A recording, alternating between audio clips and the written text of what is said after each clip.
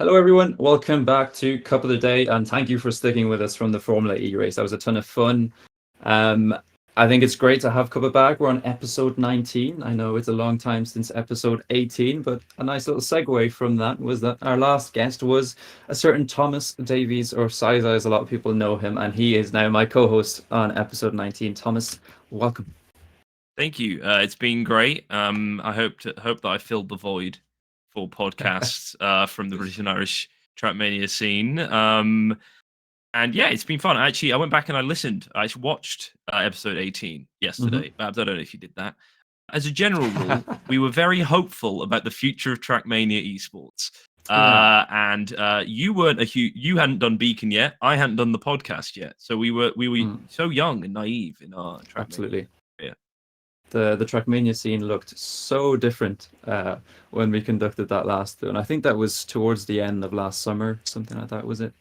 And yeah, it's safe to say that a lot has happened since then, and safe to say that we probably have the perfect guest to join us today. But before we introduce him, you had him on your podcast, Keeping Track, quite recently. How was that chat? It was good. It was the longest episode we've ever had, which is normally a pretty good sign for a podcast. It was an hour and 15 minutes. And during that time, I asked questions about making real life racetracks and Trackmania esports. And Tona gave me answers to both of those things that somehow did not leak what we are going to be discussing in the next hour or so. So it was a great episode. And we've actually got tomorrow the one of the creators of Trackmania Formula on the show. Nano joined us, and we spoke last week about what's just happened after we. It's a whole thing. I'm sure it'll be really easy to follow. So before we do start, anybody who doesn't know about Keeping Track, make sure to check them out on Twitter and the Substack. Really a great listen. I look forward to it every single Thursday. But enough about us. Let's get to our actual guest today, because it is the one and only Tona that everybody knows. And yeah, let's just get him in. Welcome, Tona. Welcome to Cup of the Day. Welcome to the show. Thank you, guys. Hello, everyone. Now, Tona, sorry, Babs. My first question: why didn't you leak ahead. anything? Think of all the viewers I would have got, all the listeners. I could have clickbaited it on Reddit. Why didn't you leak a goddamn thing, Tona? Because I keep secrets. That's all. It's not for you, I need to keep secrets. You're not that close yet, Thomas. You need boundaries, okay? And then the leaks will come. But it is great to have you on the show, Tona. I know that you were were you looking after the stream for Formula E? What were you up to in the last hour? Yeah, I was following the stream. Sadly, we had some issues on the official stream, but it worked quite well after all. Yeah, I was following the Formula E. This is a really exciting project, I guess. As a motorsport fan, I'm really happy about that project. But I guess it's something cool for the brand, for both brands. These are two completely different universes, and I guess this is a fun collab. Yeah, absolutely. I think we were saying on our podcast that it feels like the perfect crossover. It's almost crazy that it hadn't happened sooner. So how did that sort of partnership with Formula E actually come about? Was it something that you were directly involved in, or what is the story behind Trackmania X Formula E?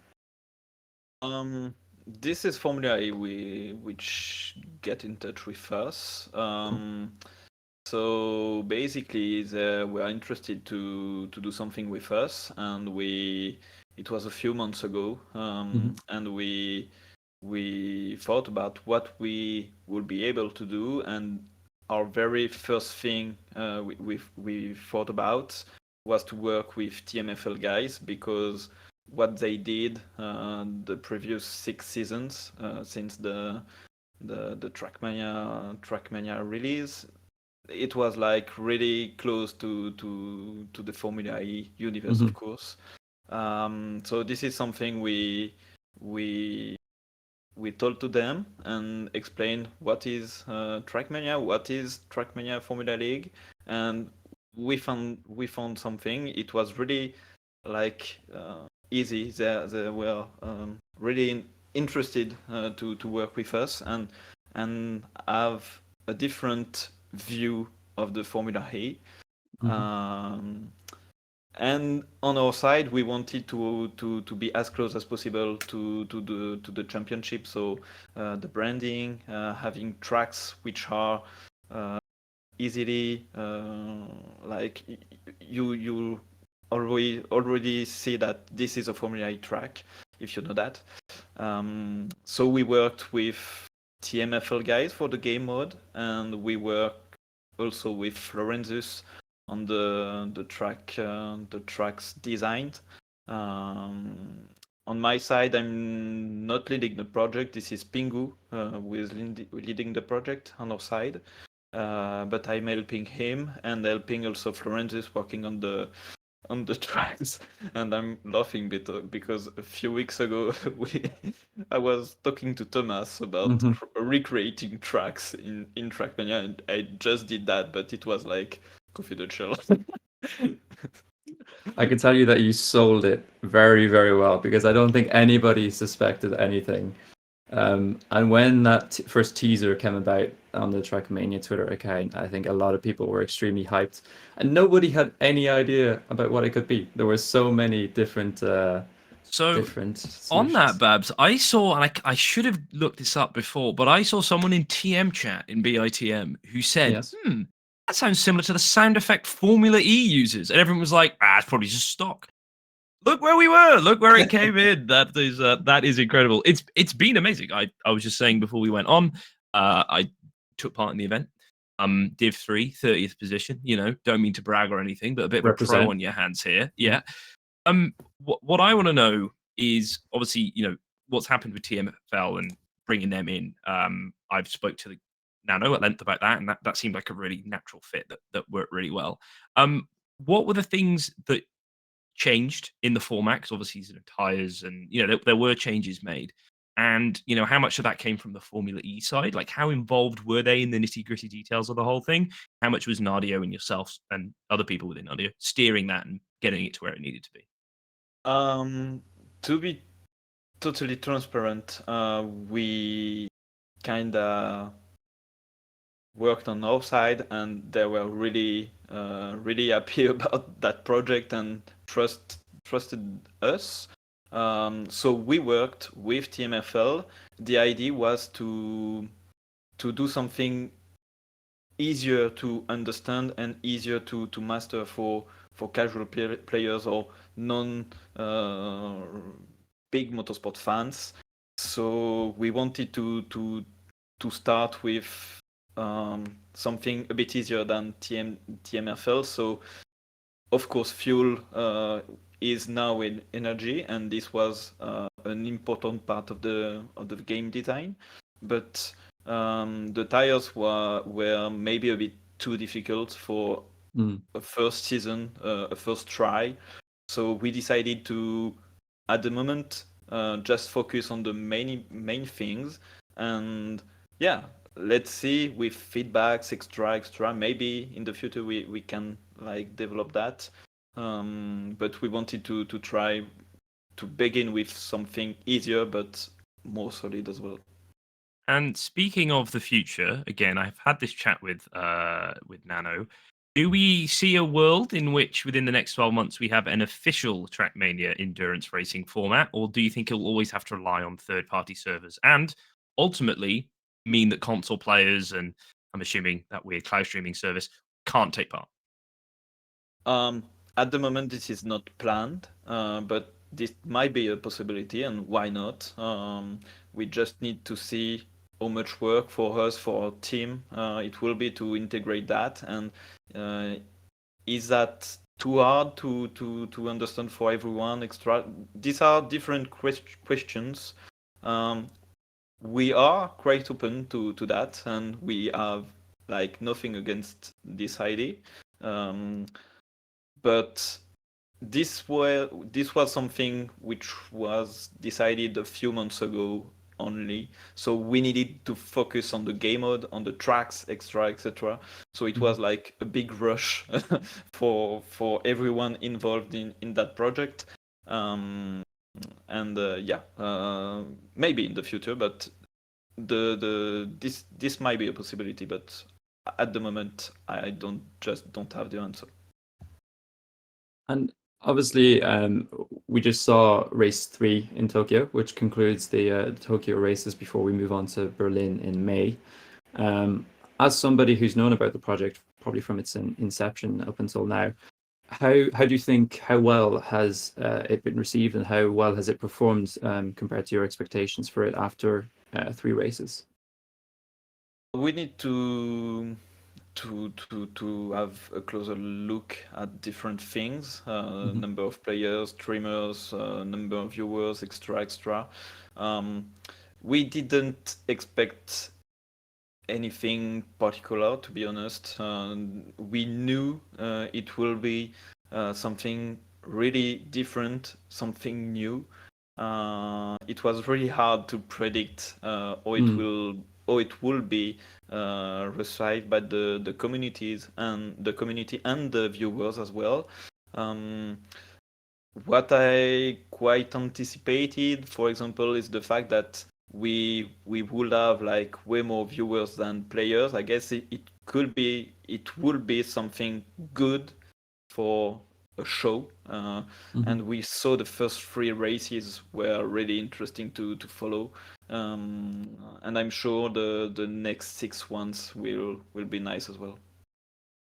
Yeah, absolutely. And having the Trackmania Formula League team working with you, it's been a staple of the sort of community event scene in Trackmania for a while, and has its own sort of dedicated little community that plays those events. I think of like players like Petros and Quick that we don't really see anywhere else than in those competitions. So it's great to see them competing and them being able to show their skills, especially as you said, which is such a great show.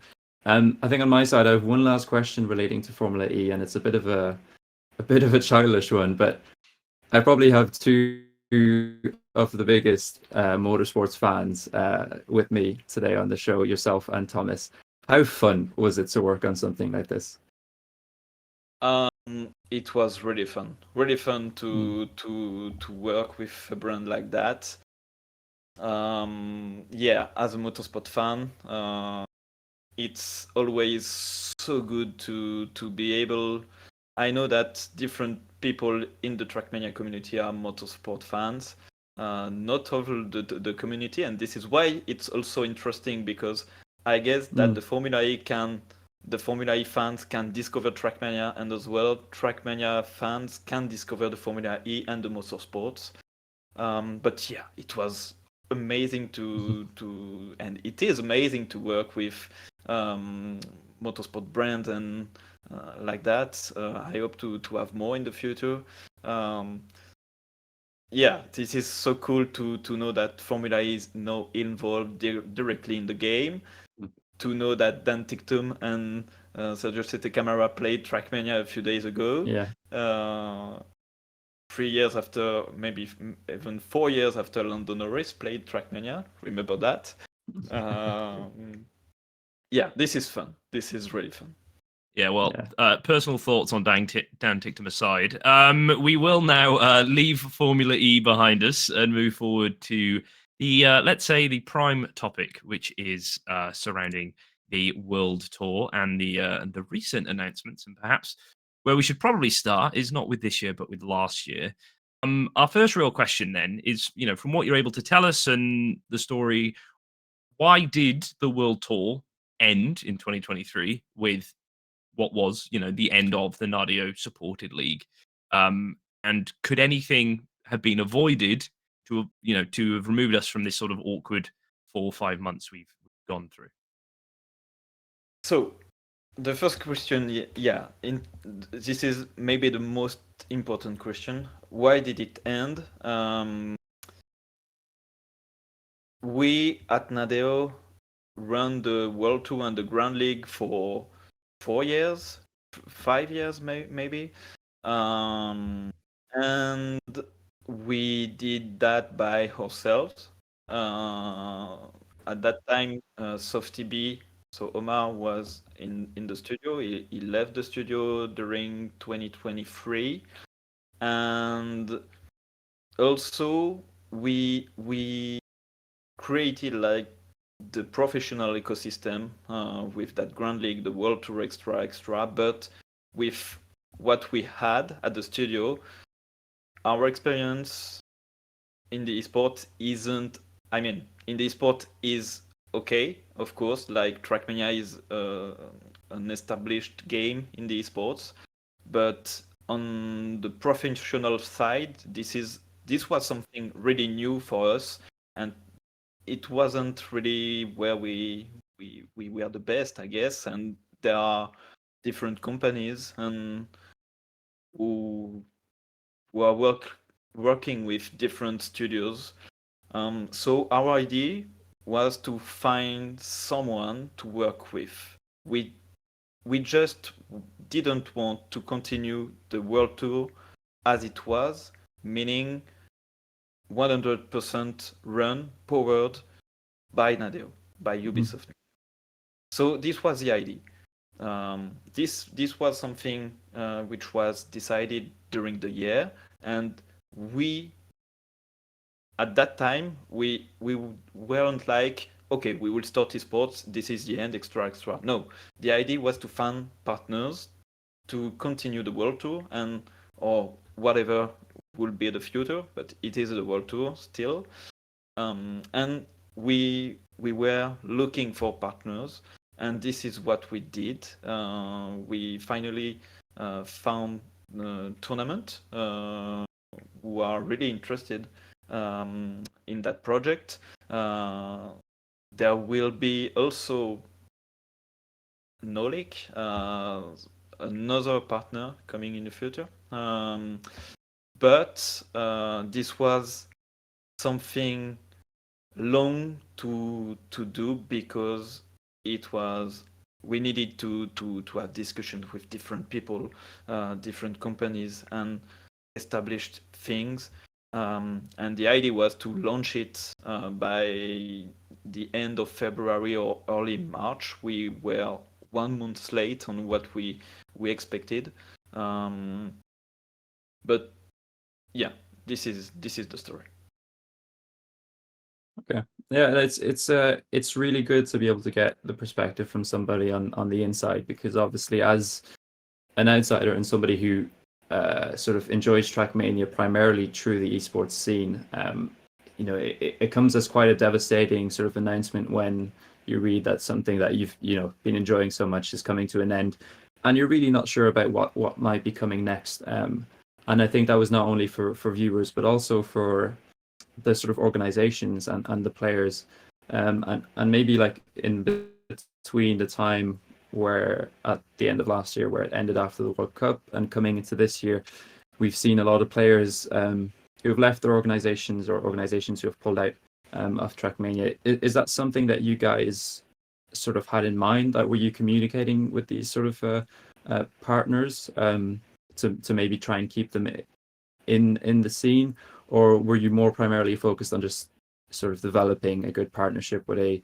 third party to essentially have a league for 2024 or have a scene for 2024?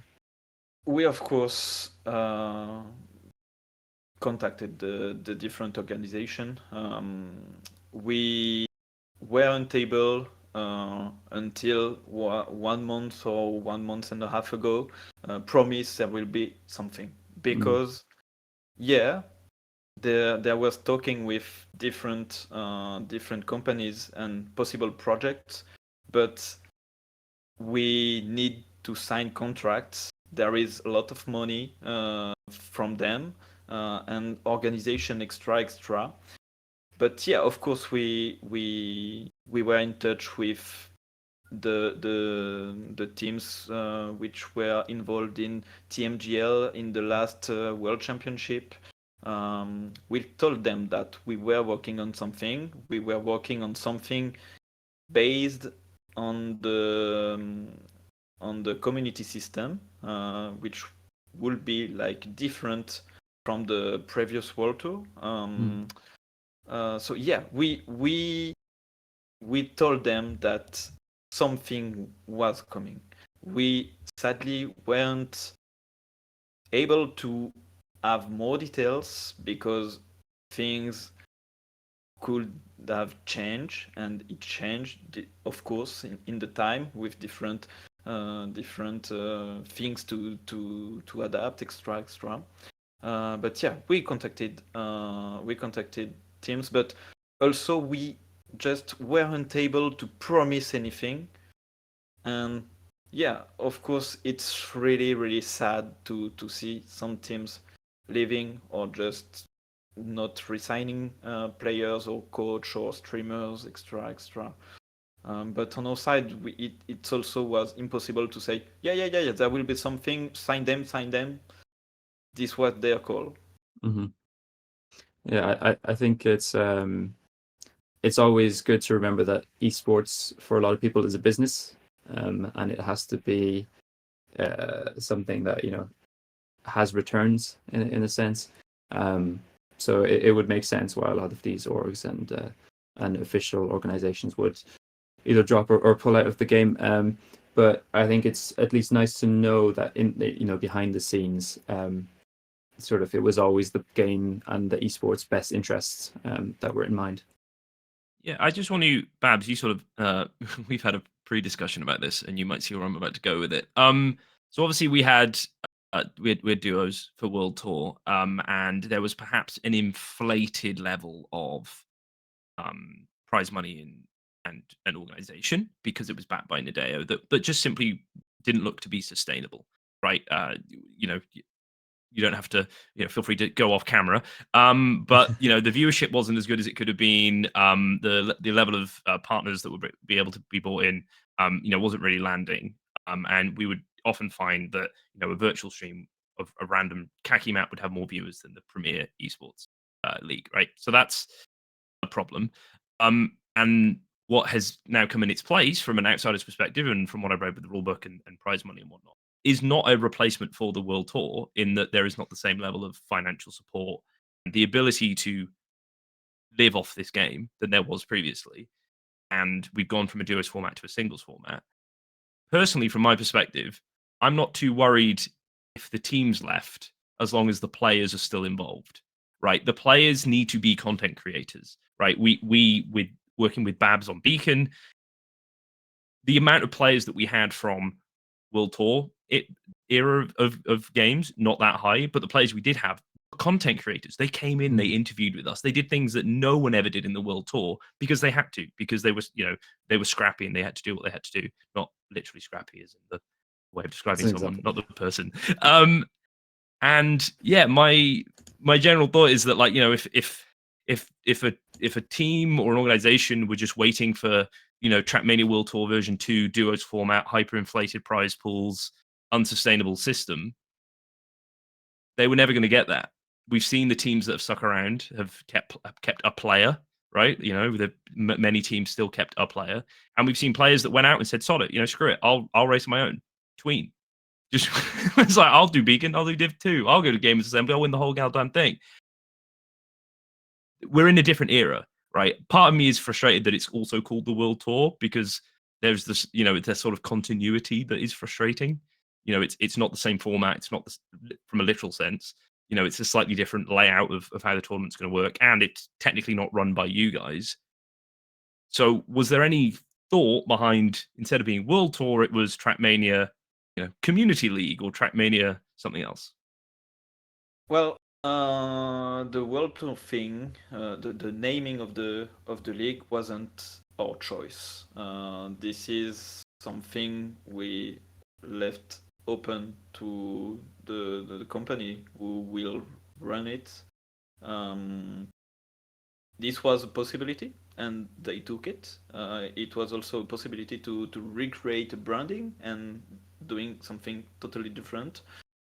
This wasn't our call, our decision. But yeah, I understand what you mean. And something interesting indeed about the duo format was, yeah, it was really interesting as a viewer's perspective. But for orgs, it was two players to pay, and this was harder to keep that players. I mean, to have involved orgs, because it was for them twice more efforts to do, and this was something discussed with orgs, and even before the end of the World Tour 2023, to be honest.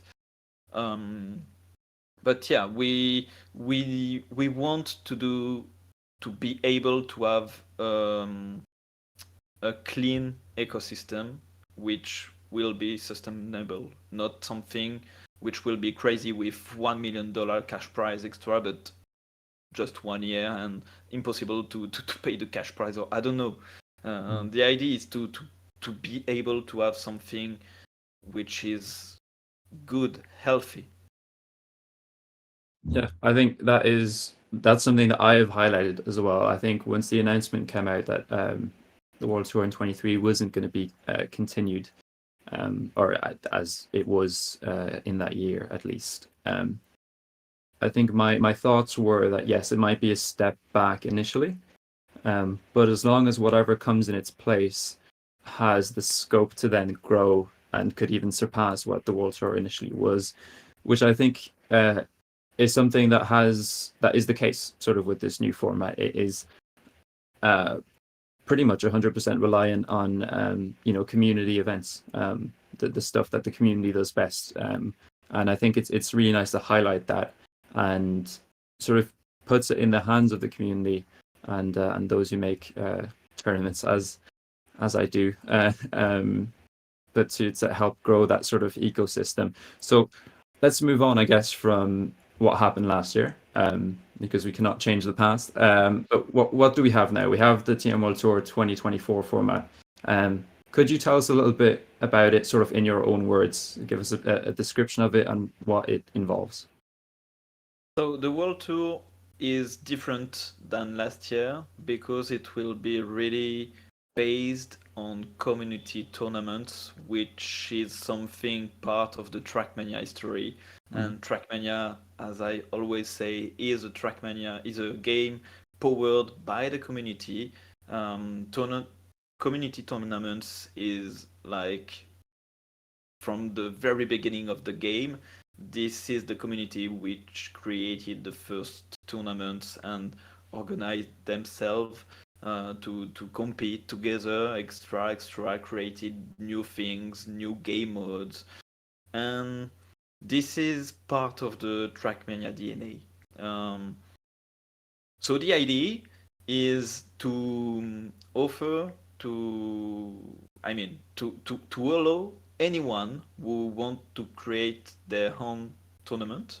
It could be like a company or maybe something like you or me saying, okay, I will do a tournament and I would be happy to have it part of the World Tour. And for example, established tournament like the Gamers Assembly or different, I don't know, I don't have any names in mind because the Gamers Assembly was the very first tournament, and the second one will be most likely the Nadeo tournament. We can explain that a bit later if you want. But yeah, this is powered mostly by the community, and anyone can ask to be part of the World Tour. It just need to have some rules, and basically these rules say this must be cup mode 1 versus 1 v1 v1 with 1 extra, like the basic cup mode, mixed maps, and that's all. Yeah, so I want to come to that then. So this year has been a tough one, should we say, for LAN events. We haven't seen great attendance across the board. A whole myriad of reasons, right? We're in a cost of living crisis. Everything that's going on there. Nadio will be providing, or through tournament, will be providing, a map pool that can be used, as well as the potential pull of that, World Tour qualification eligibility through these tournaments. Is there any plans for Nadia to support tournament organizers outside of that? Because I'm in the process of running what is a fairly small tournament that will be a LAN, and that is going to cost hundreds of pounds to set up and run. And that's very small. We're looking at, let's say, something like XP Evo, which ultimately falls outside of the eligibility at the moment because of times. But they're going to put an awful lot of money into that, and then they're kind of going to be held back by certain rules and regulations put on them by the World Tour. And what will they get in return for that, other than the ability to be on the World Tour, which at the moment, from TOs I've spoken to, isn't necessarily the most attractive thing at the moment. So what will they gain? I mean, not really anything special. And this is the case since 2003, and people do that because they like the game, and yeah, they just can be part of the World Tour, but this is not something mandatory or so. But another thing really interesting is, will Nadeo help these tournaments and this organization? This is something we are doing for years now. We are still willing to help people who are creating tournaments, and we will continue that, of course. We have like a budget every year to help people who just want to create their own tournaments and their own projects based on community projects, community tournaments, LANs, online events. This is something we are doing for years. Since I'm in Nadeo, this is always something we did. And yeah, also I'm your key contact if you are a tournament organizer for that. But yeah, we will continue to help these tournaments as much as we can. And yeah, this is basically the exact same thing which is running for 20 years, but you just can be part of a bigger ecosystem and like connect with other tournaments and have something in common. So to come back then to the restrictions in place, I don't want to call them restrictions, but I can't say the other word that you guys used about 1,000 times through that document. Standardized. Let's go with standardized. Rule set and whatnot that is required. It does feel a little bit restrictive. Here at BITM and Babz with Beacon, we're big reverse cup mode enjoyers, right? Like we love reverse cup mode, and we like leagues ultimately, both of which aren't really part of won't be allowed to be part of the Trackmania World Tour. We also have regional events. BIPL and BIPC are limited to a certain eligibility of either coming from or living in the Britain and Ireland. All of these will disqualify us from Trackmania World Tour eligibility, and we're sort of an isolated region. You look at France and Germany and events that happen in there, like European players can jump on a train, get there in no time at all, fairly cheap travel, and attend these events. But for UK players and Irish players, we're sort of quite literally on an island or two or three. And it will feel like, the access to those tournaments is going to be limited. And so it's a shame that there hasn't been allowed a little bit of soft or harder region locking. The regions are being defined as Europe, Americas, and the rest of the world. It's a shame that, we can't region lock a little bit more and still fall within the World Tour requirements. Why is this such a constricting, here's your box format? And why isn't it more open, allowing for more specific tournaments for regions, slightly different formats and leagues? So about the format, this is something I can discuss because I was really involved in the discussion about the regions. It will be harder for me to discuss about that because I'm not really aware of everything. But the format, the idea was to have something quite easy to understand. Okay, I can anticipate your question. Okay, but reverse cup mode isn't. But the idea was to have something in common between all these tournaments. And if we allow reverse cup mode, this is opening the door to have knockout, to have teams, to have everything else.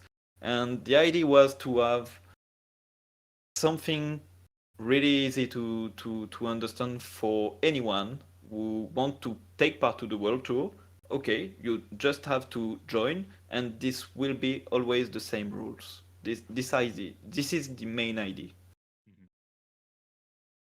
So then things like it needs to be like a bracket style event then rather than a league. What was the reasoning behind that? Because it feels like particularly recently, we've had Fast Point League, we've had Beacon, we've had Mud Masters.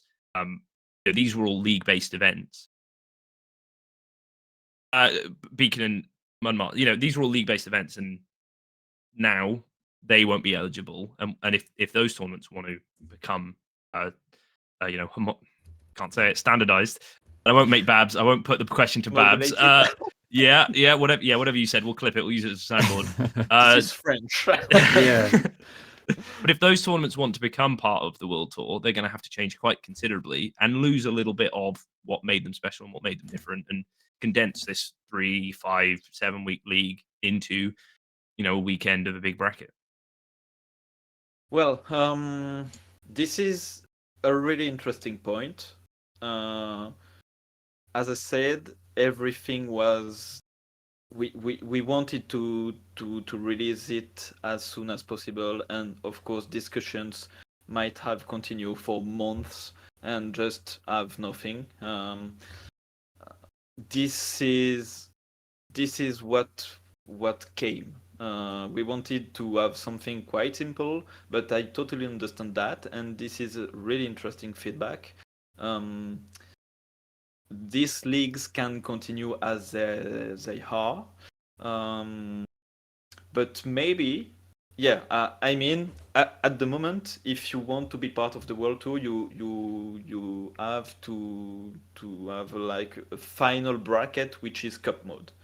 So maybe an idea will be to have these leagues tournament, and then like playoff with cup mode, and then I can't see why it can't be homologated, standardized to the world tour.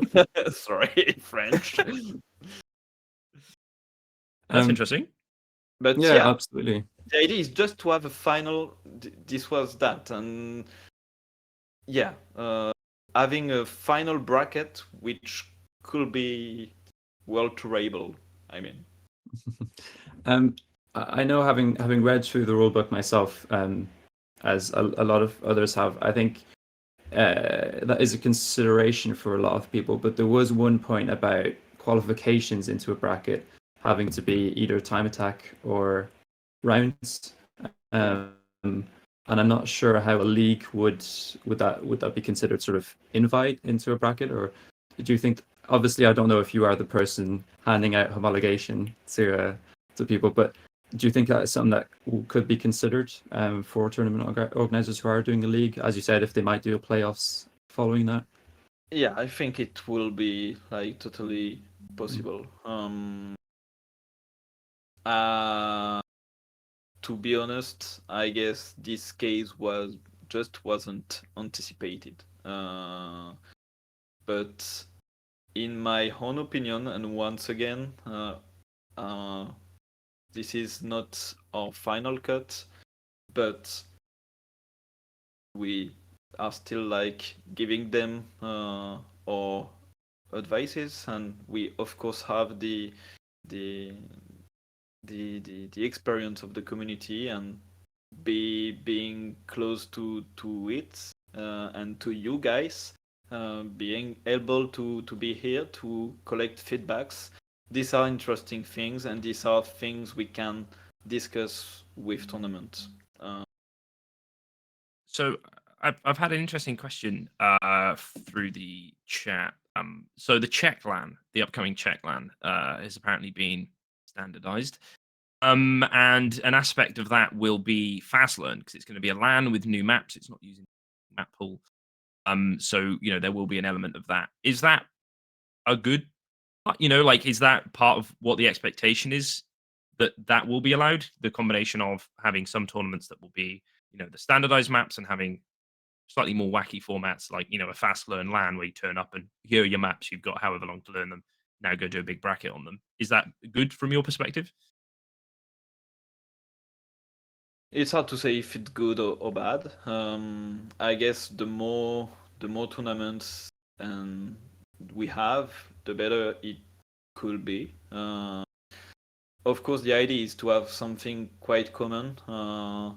Like mixed maps is something quite blur, but the idea is to have competitive maps, I guess. To be able, I mean, the final thing of the World Tour will be the World Cup and the qualification, the playoff for the World Cup, etc. And this World Cup will be played on a map pack, which will be like the World Cup map pack. If you are able to qualify for the World Cup but only playing dirt maps or only playing full speed, I guess this is not like relevant. Yeah, I think that does make sense. I think from a tournament organizer point of view, it's good to understand maybe why these restrictions, in brackets restrictions, are put in place, and sort of if I made an event and were to apply for homologation, where would the leniency be with sort of Nadeo and sort of those sorts of restrictions and applying them. But I guess, like you said, one of the interesting things that you said is that the more tournaments and the more variety of tournaments there are, the better the whole circuit is, basically. Which is something that I think I definitely agree with. And obviously, you even just accepting to come on the podcast and answer our questions is massively positive for me, that we have this close communication with official Nadeo employees and about such important topics to us. And you mentioned how important that feedback was. Obviously, considering some of the stuff that we've already said, do you think that going forward, if this format is to be continued, do you think there is sort of room to develop the current restrictions that are in place and maybe take into account some of those different formats that we mentioned and different things like that to incorporate them into the official circuit? I think, yeah, of course. One issue is the fact that we are already April. And if we were able to launch that earlier, of course it would have been easier for everyone. I just can't be agree with that. And for you, for us, for everyone, fact is it was impossible, sadly. And if we were able to do that, trust me, we would have do that. But yeah, the feedbacks are welcomed, and if there are things we can improve, and for for like if this is something like easy to do and which will be fair for everyone, players, tournament organizer, yeah, why not? For example, one thing which is for us, and not only for us but mainly for XP Evo guys, really frustrating, is the fact that the XP Evo date was already set, but the end of the regular season will be, the regular season will be already over. Mm-hmm. It's of course a bit unfair to have the biggest Trackmania LAN outside of this World Tour. So the regular season, we can't extend it for different reasons, but we will see what we can do to allow XP Evo to be part of it if they want to. Yeah, no, that's really nice to hear that there is that consideration for obvious, that it's not just here are the restrictions, apply them or or else. That there is consideration to bring in those important events that are important, not only for the esports scene but for the community as a whole. Stuff like XP Evo is massive for all these people who spend most of the time talking online to actually meet in person. So having that added importance is really nice. And I see Kakin in chat talking about how he's had that same experience getting the Czech LAN homologated. So that is quite nice to hear. Thomas, did you have any other questions about? Yeah, so I wanted to come back because we mentioned Mud Masters, and you mentioned you don't want someone to qualify for the World Tour top 8 or whatever the finals is going to be. Only doing full speed mud or ice or whatever. To me, from my perspective, I was quite excited when I saw the 3 tiers of tournaments. A little bit of future proofing, should we say? I can't imagine we're going to get too many tournaments that were reaching those number limits, but maybe for next year. I was slightly disappointed that there wasn't more leniency given the lower you went down. So a major tournament, I agree. There should be a very strict understanding of what this is. It's going to be this format. It's going to be this type of map. It's going to be the best of the best of the best of Trackmania, right? That goes without saying. I think that's good. For I think the terminology is challenger tournament.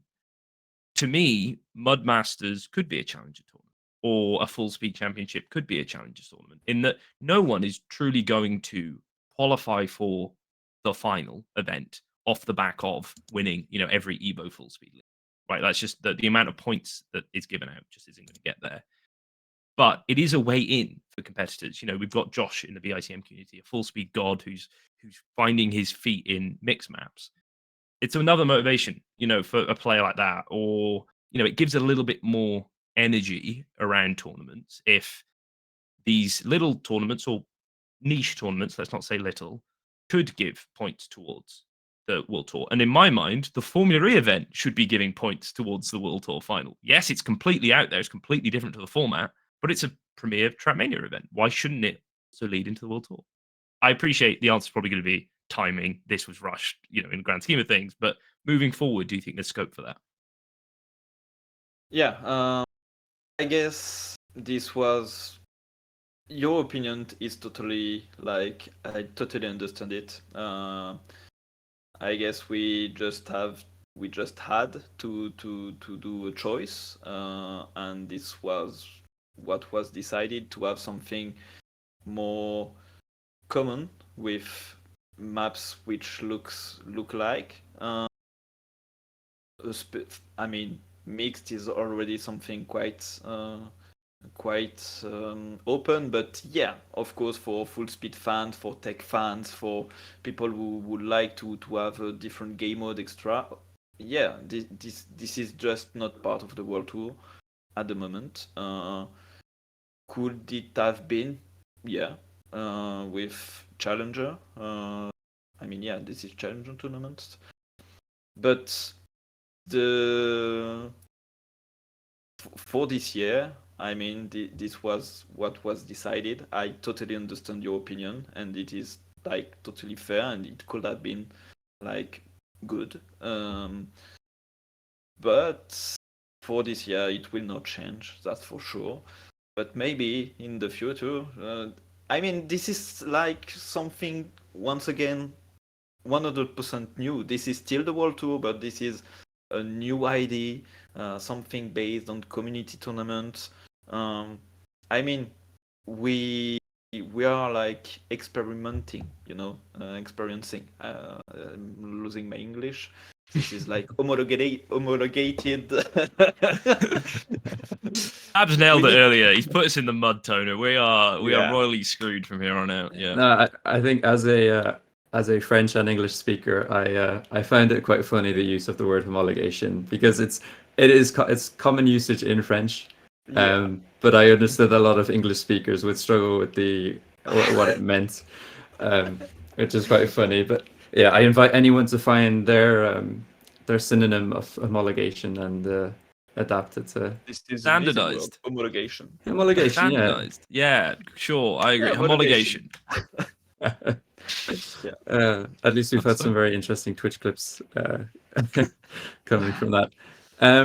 So we mentioned different sort of formats and different things. We're not going to rehash the same points over and over. And it's important to say that a lot of the questions that we're asking are purely because we're curious and because we want to know sort of where this can lead us, how we can help as well as a community, as tournament organizers to grow the scene alongside Nadeo and tournament. One of the things, a topic that came up quite a bit when we put out our looking for questions on Twitter was matchmaking in game, and this is something that has been brought up. I think SRK talked about it as well, and there are a lot of pro players who've been discussing it as well. The fact that matchmaking currently is in a 3v3 format, which isn't really replicated anywhere else except I think TSEC. And there's a discussion about whether there's a possibility of adapting the in-game matchmaking format to what the sort of official TM esports competitive scene uses, which obviously is going to be 1v1v1v1 cup mode. Do you think, is that something, first of all, that has been considered, has been discussed at all at Nadeo, and is it something that could be implemented in future?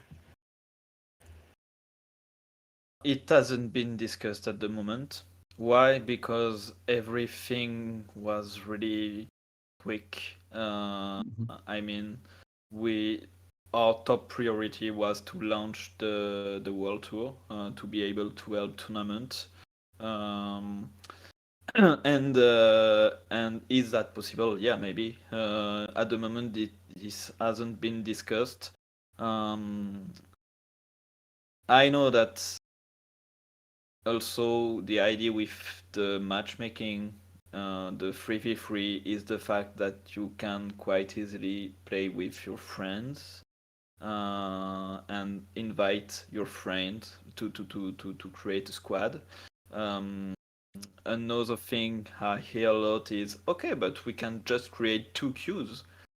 If we would have like 1 million daily players, yeah, of course, but this is like risky. These are important things to decide. I guess these are things we need to well think about before like doing it. It will be. I agree that will be interesting to have something connected between the esport and the matchmaking. This was also the idea with the 2v2, but the fact is it never came for different reasons. I will not explain that like a lot, but it was also a lot of development because it was like recreating something with. I mean, it's quite tricky to understand. I even don't understand anything, everything. I'm not a developer, but it was. I understood that it was tricky to do. I mean, like time-consuming to do, and we have a lot of topics. We are not a big team, and as you can see, for example, I am working on many topics, many different topics, and we just don't have 100 hours per day to do that. If we could, it would be nice, but we can't. Okay. One last thing that I wanted to ask about matchmaking. I think obviously the question comes, of course, because we've seen community attempts to sort of create their own matchmaking. Yeah. So we've seen Race in the past do that. And one other topic that Nadeo has also taken into account is the map pool.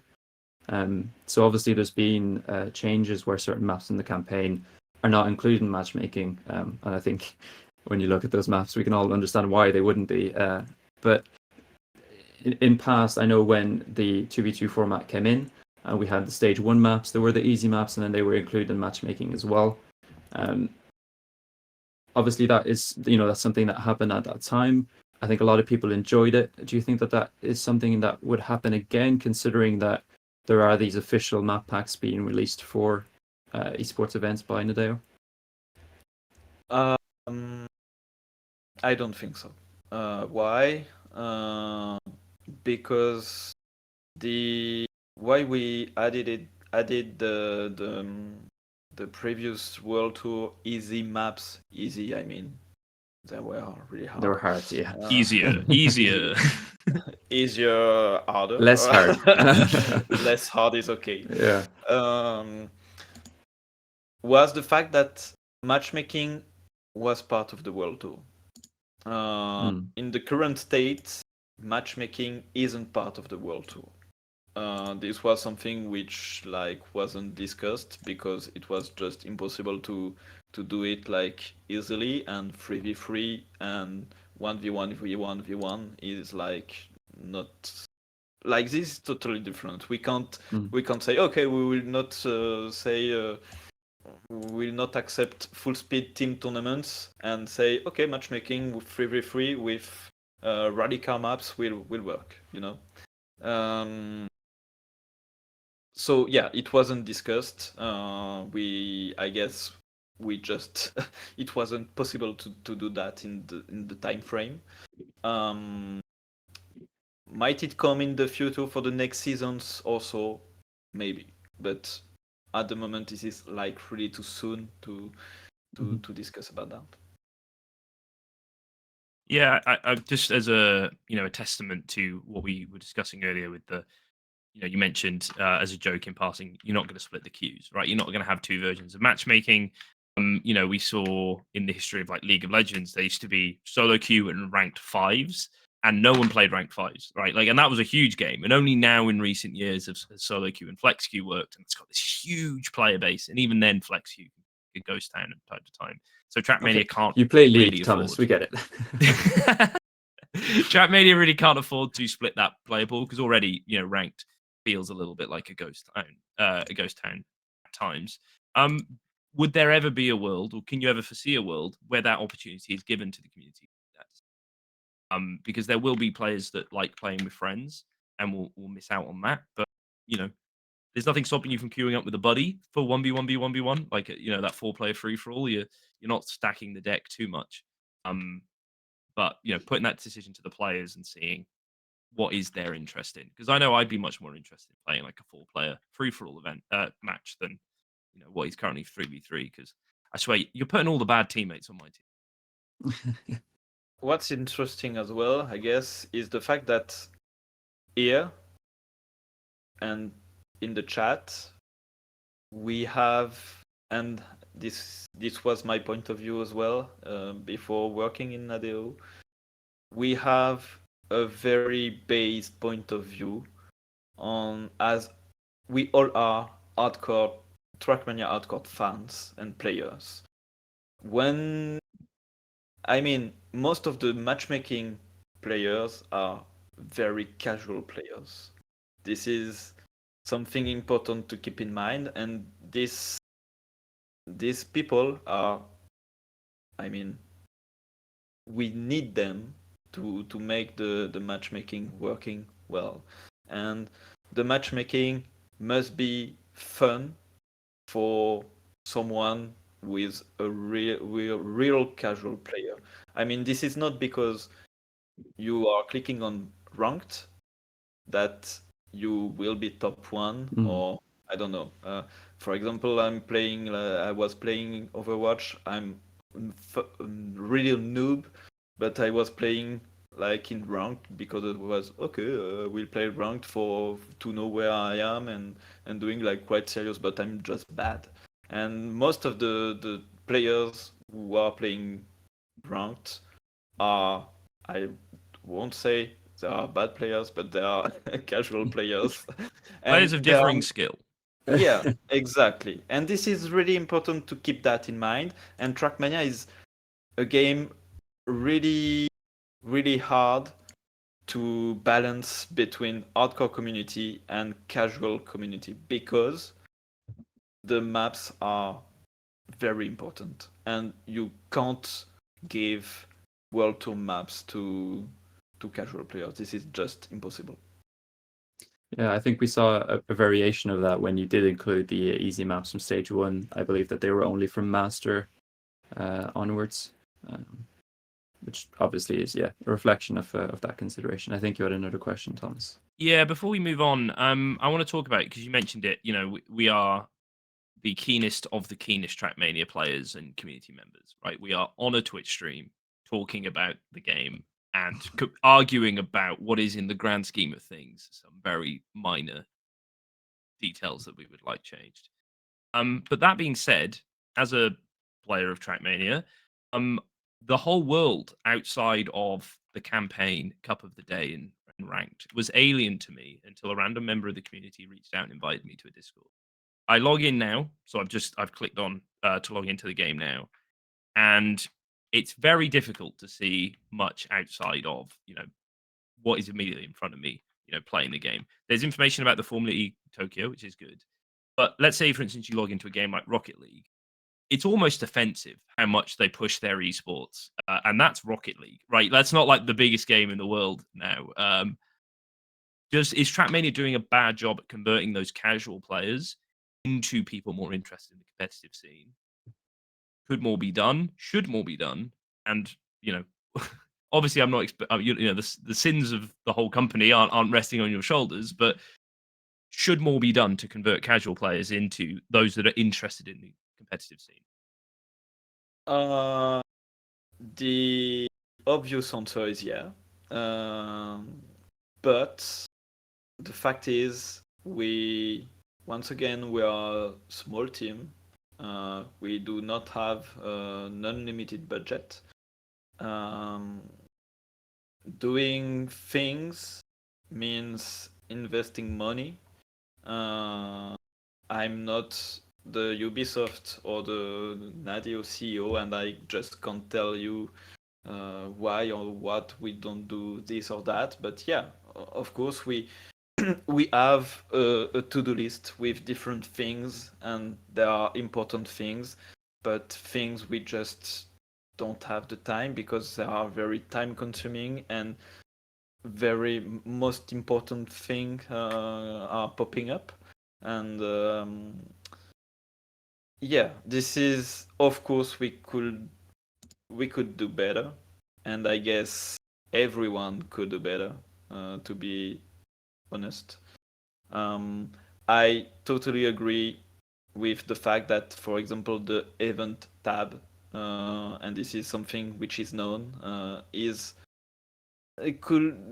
be reworked, and this is something on the table for a long time. But in the same time, we have track builders who are saying, guys, the map preview is fucking frustrating, extra. And I agree, but we just can't be everywhere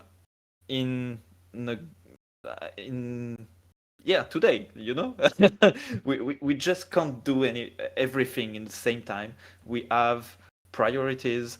We also need to invest time to develop new things, to give you guys new content, new things, fun, extra. And in the same time, we need and we will rework things which are the most important things to rework. I have to say that I am absolutely shocked that Tona is not 7 people and does not have unlimited budget to reply to all of our needs. Absolutely stunned and devastated. Sorry. No, but I think that is something very true and very important to highlight, that you can compare Trackmania to other games and other esports as much as you want, but as you said, you are a very small team and you work across multiple projects. And I think just as a point of that, it's important for us as hosts and as community members to really thank you for at least taking the time to join us here to answer our questions, because it is past 10 o'clock where you are, and you don't have to do this, but you've been gracious enough to do that. So I want to bring it back to TM World Tour, which was the main point of focus. And for a lot of people, I think a lot of people were disappointed that previously World Tour didn't exist for a certain period, not necessarily for the whole sort of seasonal circuit, but because Trackmania esports without a World Cup is quite a sad sort of scene. So I think, as you said, having this World Cup back, and it is one of the main motivations for players, is really, really great. I wanted to know, is there anything that you can tell us about the World Cup? Obviously, I read the rulebook myself and I saw that more information will be released at a later date. But is there anything that we don't know that maybe we could know? Blink Read the twice if rulebook. you know. Blink twice if you know, and you're not just not going to leak. I will not blink anymore. We've I just won't lost blink. Tona's video. No, I threw that question in just in case. We had to try and squeeze something out of you.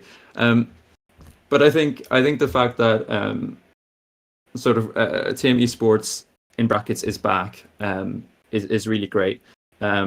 Somehow you've revived this podcast that had disappeared since last summer. So congratulations on doing that.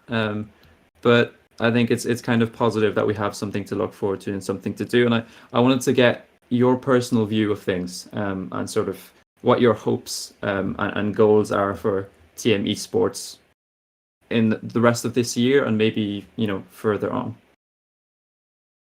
The next world champion, I guess. This is my goal. You want to be next one? Okay. No, seriously, I mean, this is a new system. The idea is to being able to establish something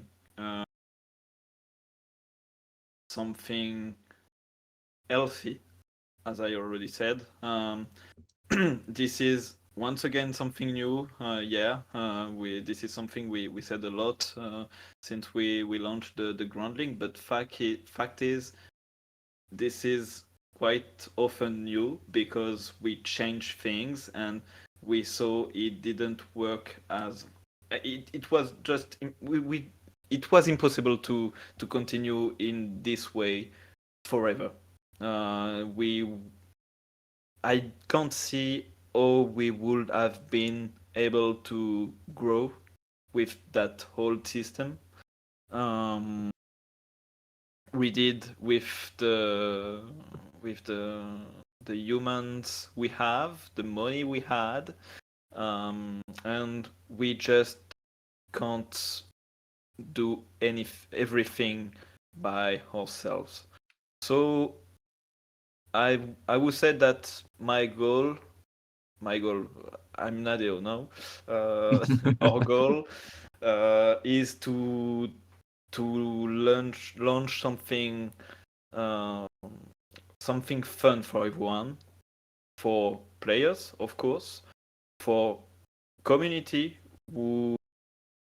guys who would like to be involved in the tournament organization and homologate their, this is the easy word, for them, but also for the viewers and for everyone related to the World Tour.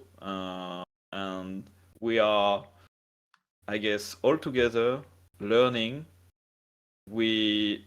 Every feedback will be really interesting to read carefully and listening to everyone. I guess is key to continue and to be able to have a second season with this new format and having even more players, more tournaments, and more viewers, extra.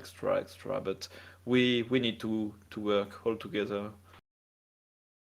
So what I want to know then, in terms of how are we going to define this as a success? Either yourself or yourself personally, or Nadio as a company.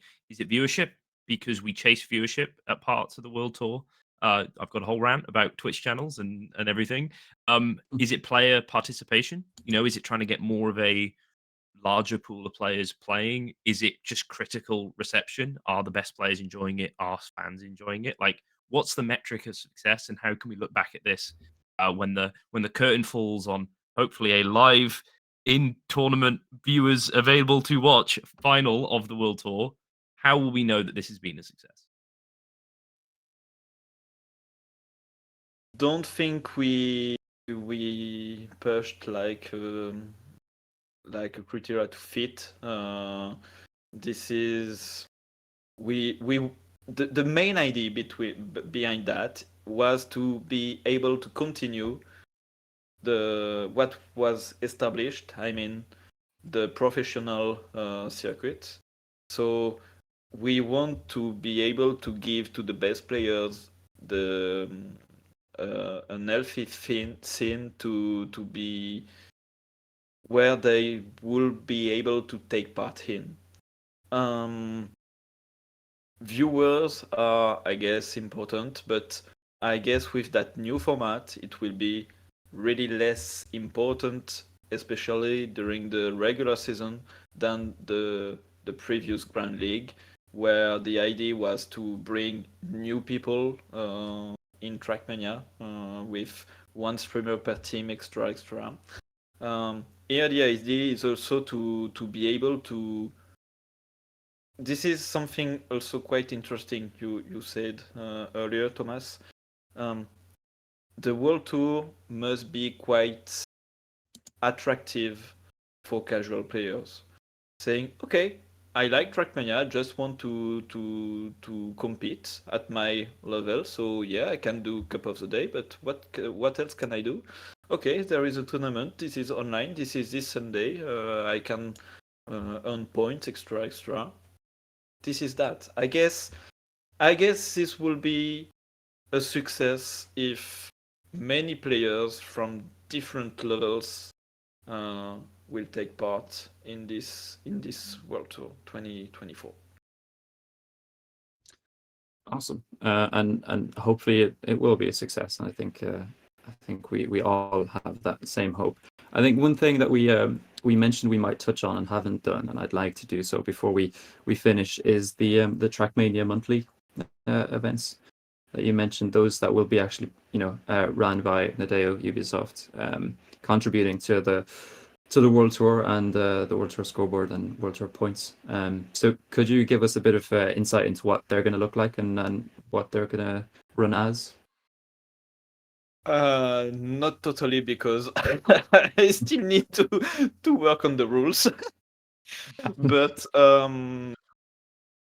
the idea is we will have a monthly tournament every last Sunday of the month. It should start around 2 p.m., I guess. It will be only on one day. So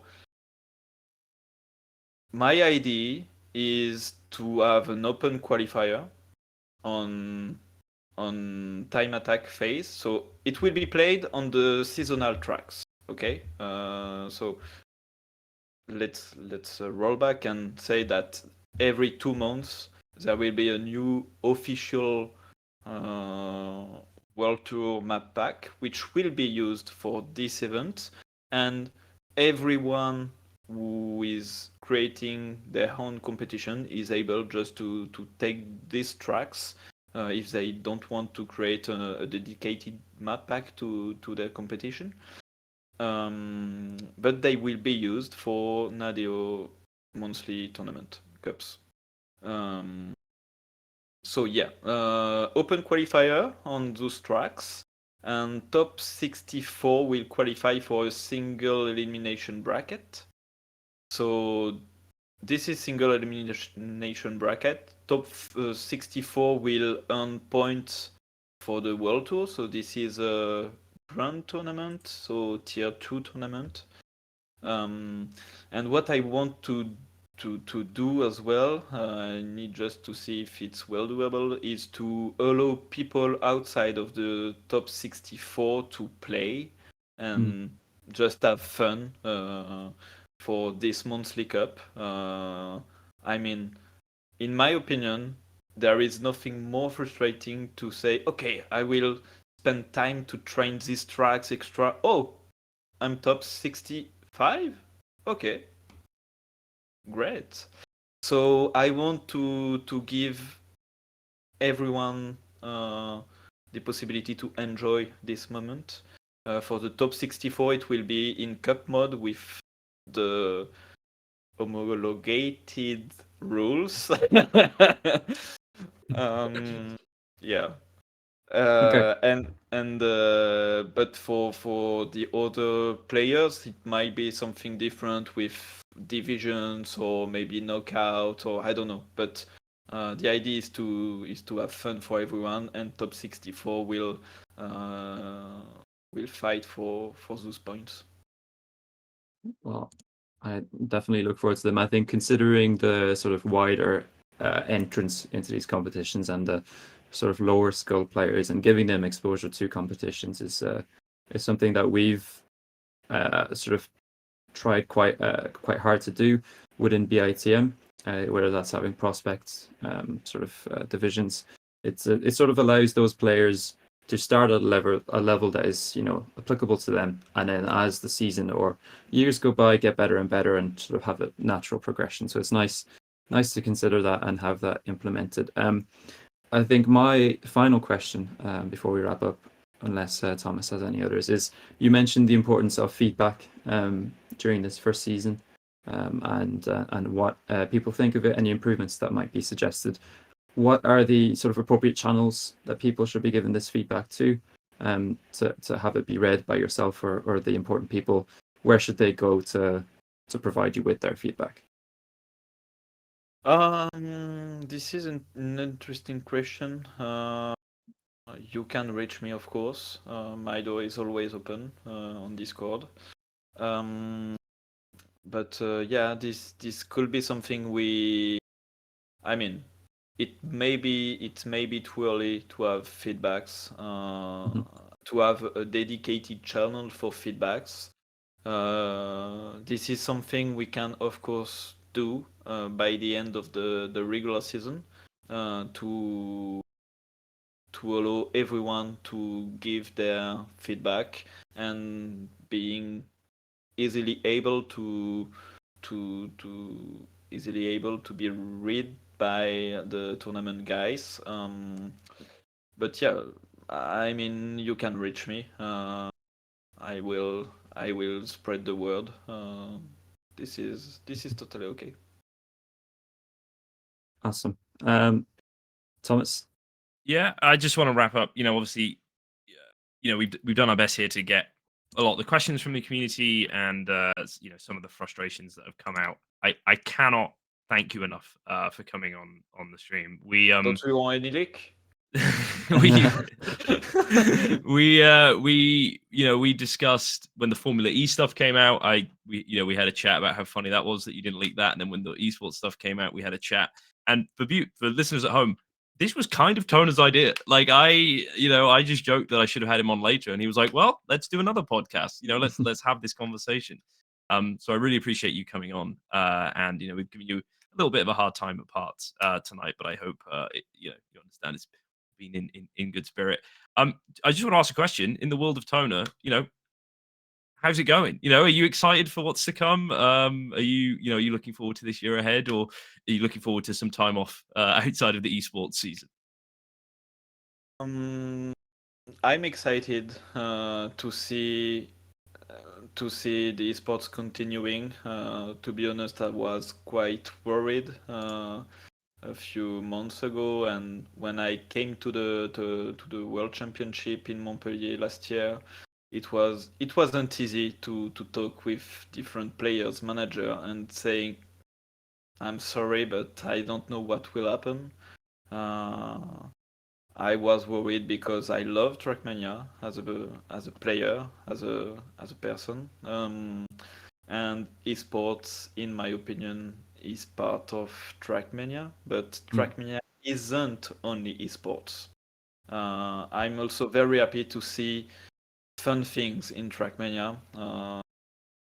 I love seeing these old cars coming in Trackmania, having diverse things.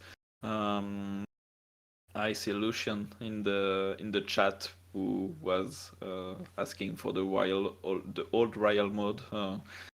I'm sorry, but at the moment this is not planned. But what I can say is we are really open to create new things and give people new content. So the cars was an example. We decided to offer more officials campaigns with the seasonal ones, but also the discovery campaigns. There are things which will come. I'm quite excited because it will be. I can't click, but it will be Trackmania. It will be Trackmania, and Trackmania isn't only sport. This is fun, having a good moment, and playing different things. Having the Formula E, this is also part of Trackmania. This is a game mode totally different, and I love the diversity we have in Trackmania, and this will continue for sure this year, and I hope beyond, but there is no reason it will not continue. So yeah, I'm excited, and as a desert card enjoyer, I'm really happy to be able to play the desert card soon, and I already played it, and it will be fun. This is the best car. Are you doing the thing? Are you doing the thing that we said? The corkscrew Laguna Seca? Blink twice, blink twice, No. It's funny because before this episode, I was playing the rally car, and I was one of those people who was sort of, I'm a stadium car Andy, and I'm esports is my thing, and that's how I engage with the game. And I was like, there's no way this is going to be more fun than what I already have. And I was listening to you talk to Thomas in the Keeping Track episode, and how you were reminiscing about the old environments, the old cars, and how you're excited for it. And I was like, that does sound fun. And then I was grinding some of the campaign rally tracks before this, and I was like, damn it, he was right. It is actually quite fun. Done it again. AO1 Yeah. jumping back and forth in the rally car. That's been so much fun. I've enjoyed that. Yeah, and the desert cart, I guess, is maybe easier than the two first cars we have, snow and rally. Desert cart is quite keyboard friendly. Yeah, I mean quite because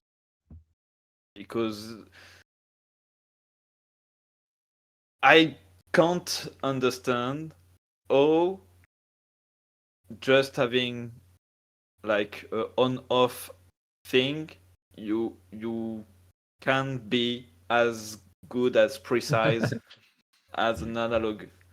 I mean, the stadium car is awesome because it is quite balanced, but it can't be perfect. Yeah, you win like reactivity with the keyboard, but you just can't be as precise as an analog.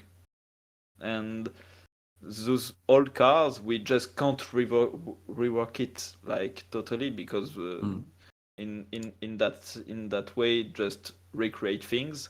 But yeah, this was like also something we like to celebrate our past, our 20 years, to celebrate to say thank you to all the players who are still actively playing on Trackmania United and all the environments, to say, okay, you can join the party as well on the newest Trackmania game.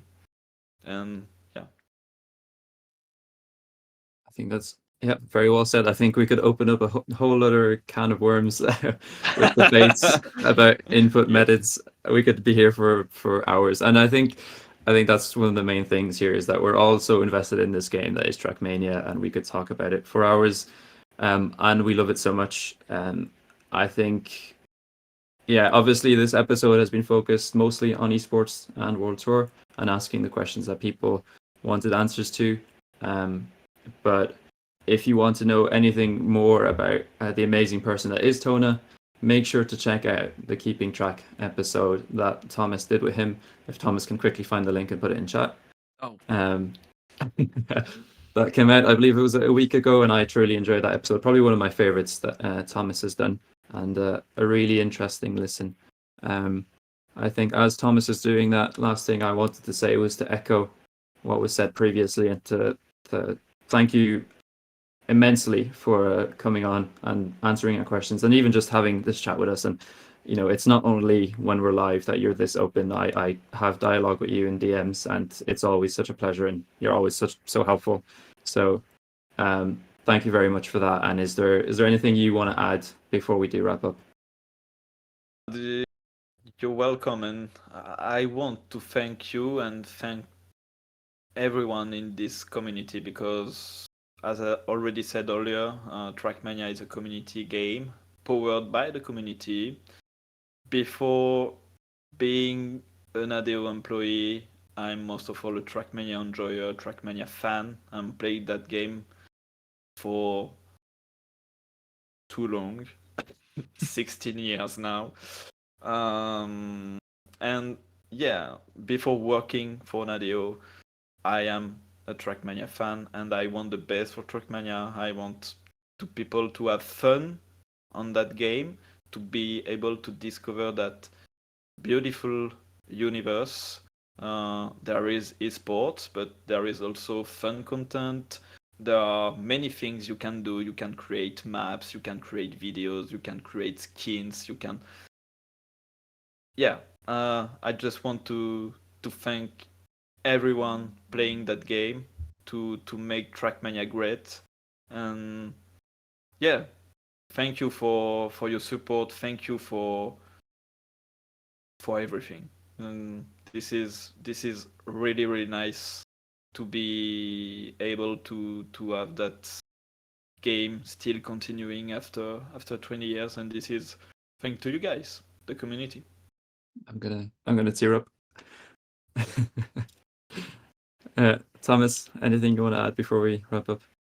No, we got like I mentioned, TMFL founder Nano on the podcast tomorrow. It's a really good episode. The Tona episode was great, even if his cat did commit a small crime.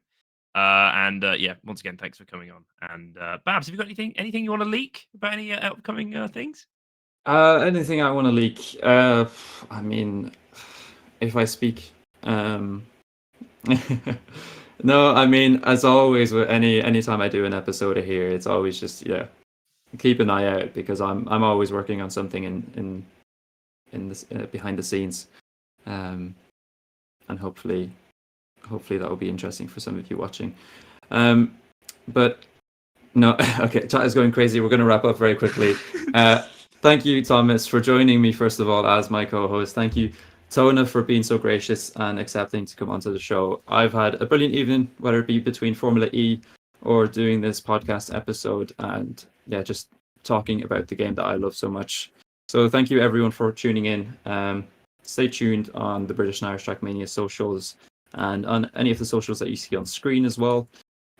This VOD will be uploaded to YouTube at some point if you missed any part of it, or if you want to link it to anyone and want to relive some of the discussions that we had. But for now, that's going to be everything from us. We are going to send you all to have a good evening or a good morning or wherever you are in the world. Enjoy your day, and yeah, that's it. Thank you very much for tuning in. That was Cuppa Today, episode 19, and we will see you very soon.